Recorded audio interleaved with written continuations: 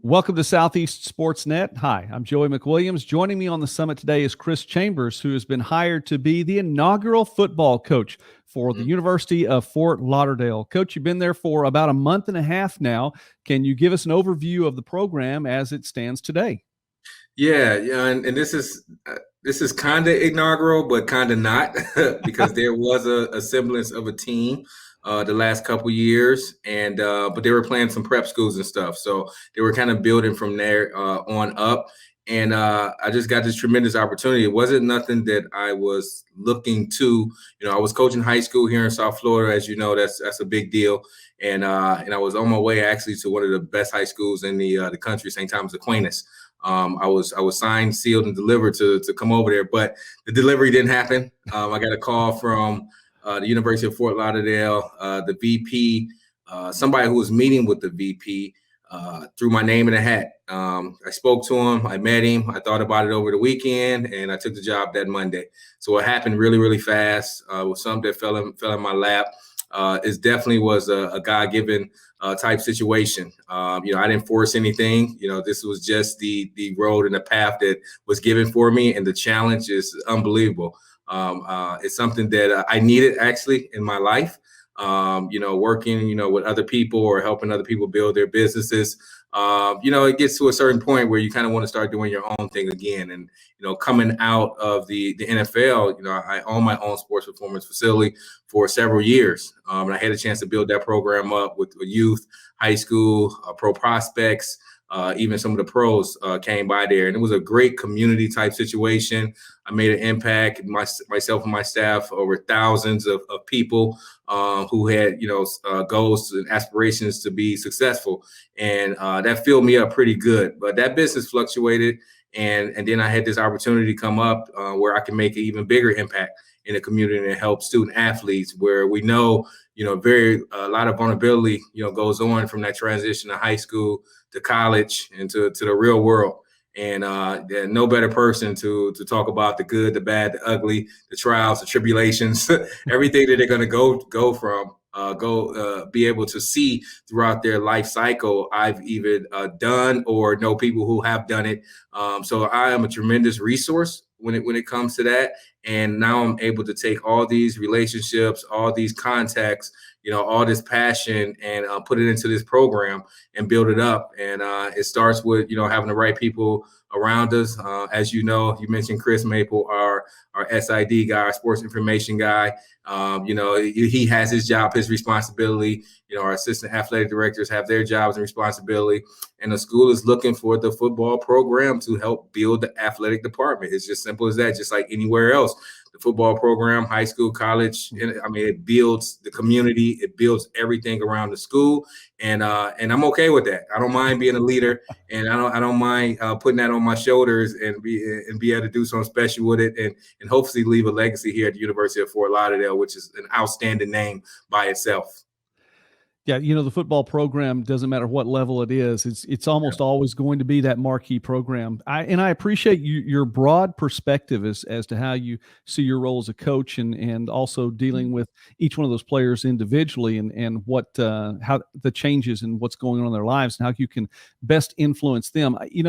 Talking about, as you did, and I appreciated the overview of the inaugural part there. I use that word maybe a little bit loosely, but you're stepping into a new level. The program, the athletic department at Fort Lauderdale, is joining the NCCAA. So it is a whole new level from playing those club teams. I know that you have some players already on campus and a number of players already committed.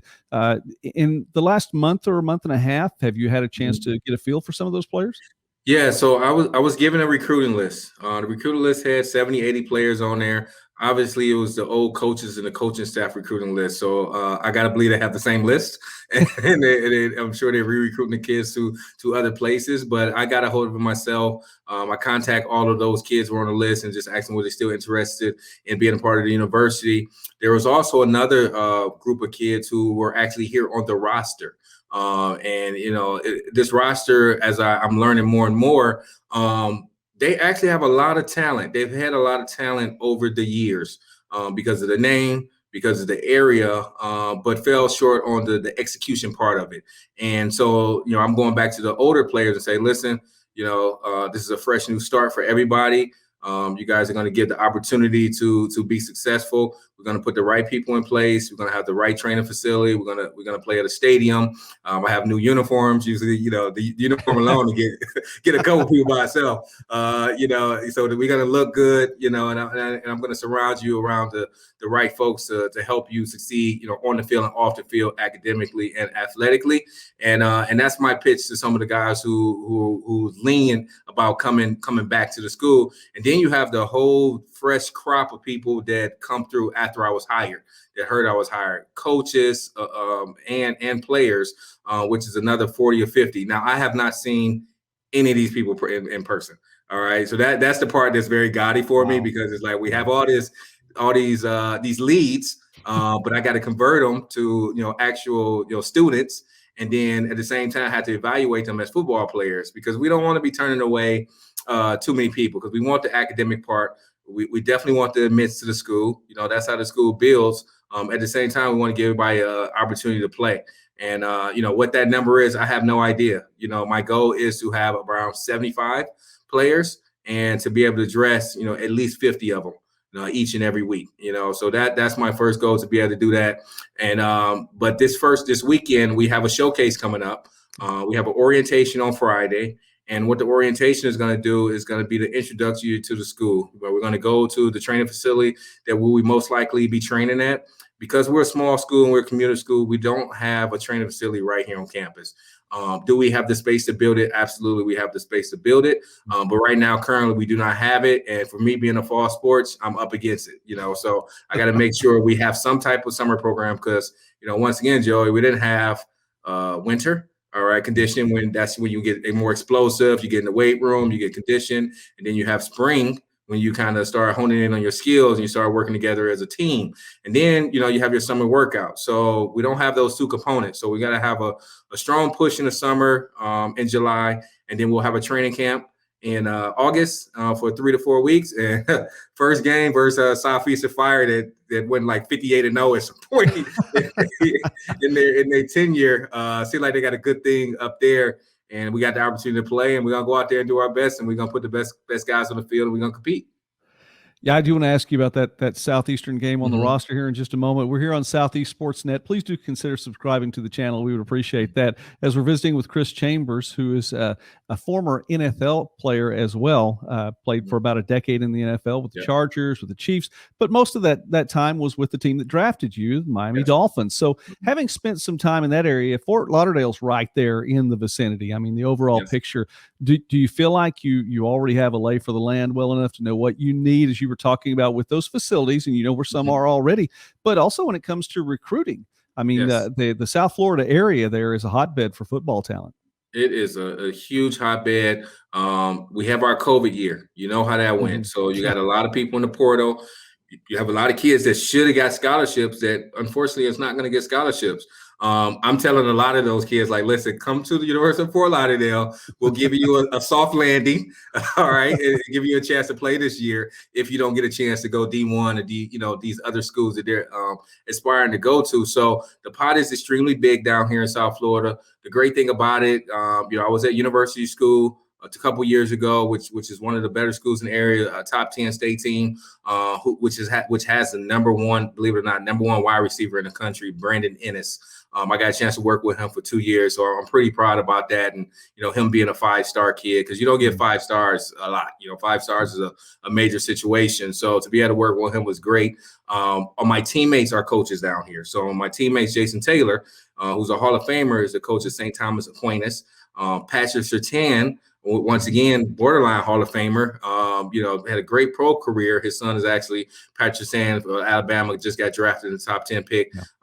He has American Heritage, another humongous school down here. Right down the street is another school called O'Gibbons. And we have another school called Deerfield Beach. Deerfield is like one of the top public schools in the country. So literally in a 10-mile radius, I have like 4 of the top schools in Florida right here in the backyard. And that's not to say that the top players are going to come here, but to be able to socialize with them, to be able to still work with them in the community. I'm going to see these kids in the summer. I'm so ecstatic to go to some games. IMG plays American Heritage down here. The first game of the year is August 20th. So to be able to sit back and be able to enjoy and watch some games at the same time, recruit some talent. That's going to be an awesome experience right here. I don't really think I really have to go out the backyard too far to be able to put a team together. Yeah. But, obviously I want people to come from North Florida. I want people to come from, maybe some of the neighboring states. I am from Ohio. So I've already got calls from coaches and kids up there. They're seeing this as a pipeline to be able to come down here. Obviously I have good ties in Wisconsin and good ties in the NFL. And I'm starting to figure out this is the football is a real community. No matter if you're, in high school, college, small school, big school, everybody's helping each other, but at the end of the day, we're going to compete against each other as well. But, there's time that we can help each other as well. And that's what I've been finding out with some of these teams that I'm playing.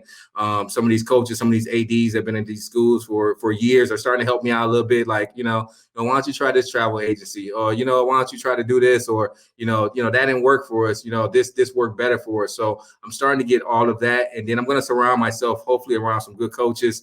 Hopefully I have a couple dollars to pay them, so they can come on the staff, and they have to see the vision. Obviously, they have to see the vision as I see the vision in order to bring them on. But that's pretty much where we at. That is pretty cool though, that you're not going to blow your recruiting budget at all. It would seem like, you could just, a given Thursday, Friday, Saturday, you said, you just travel down, watch a game there and in your own backyard, and even maybe get to be a fan a little bit, kick back and just watch some nice football while you're at it.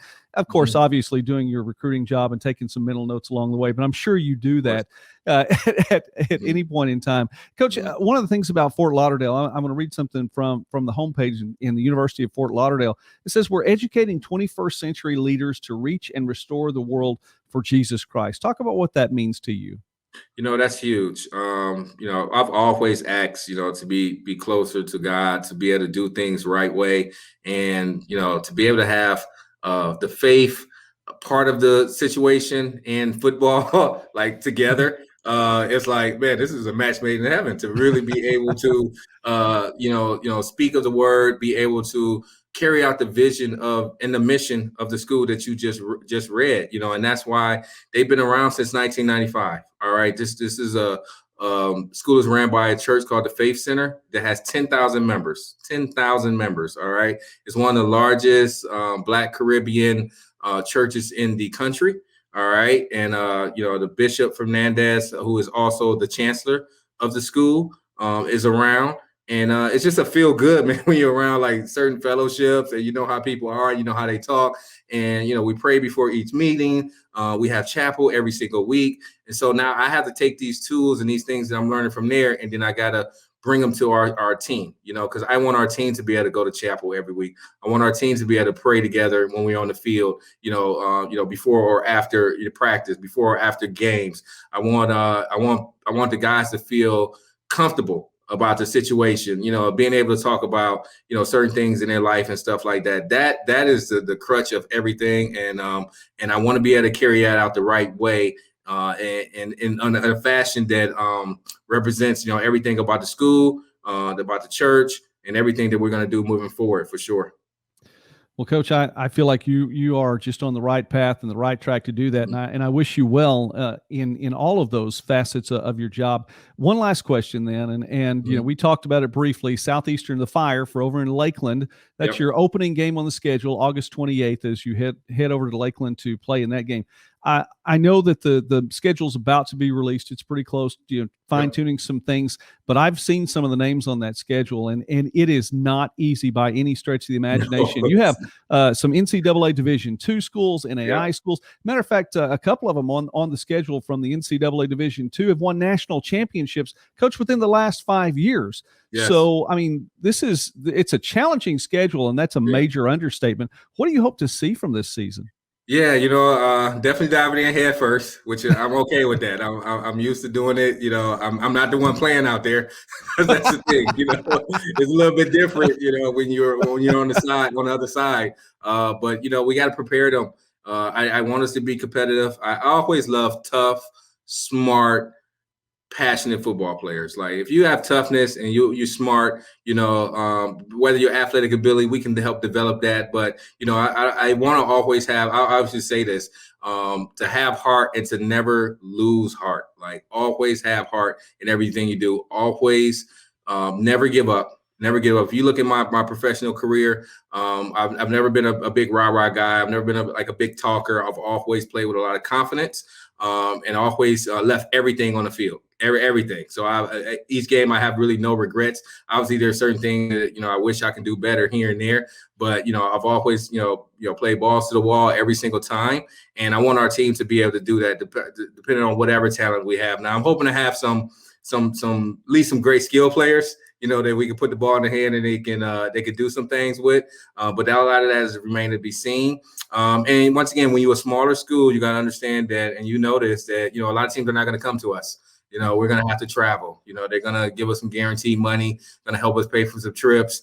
I remember my Wisconsin days when we used to have like Western Michigan. We'll give them $1 million to like beat their brains in, So I don't know if we'll get any of those type of games, right now. But at the end of the day, the schedule means a lot because then the kids know that they're going to be playing in a competitive situation.